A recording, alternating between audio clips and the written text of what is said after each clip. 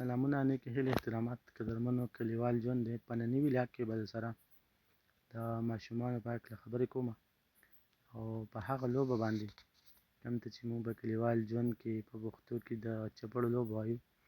دا یو داسې لوبه په دې کې یو ماشوم په دایره کې ولاړ وي او چپړې یې د دې نور نه راغونډې کړي.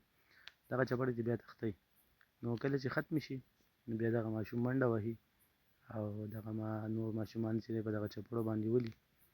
نو ماشوموالی دی ډېر ښکلی ژوند دی او ژوند د ماشومتوب ژوند دی چې څه ټینشن څه غم نه وي. نو ویډیو راسره اخره پورې وګورئ. دا وګوره دا ماشوم به اوس منډه وهي او دا نور یې ولي.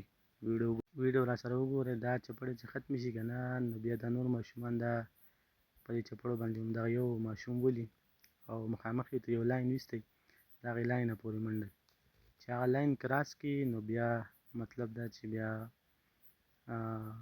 بس بل ملګري نمبر د بل ماشوم نمبر.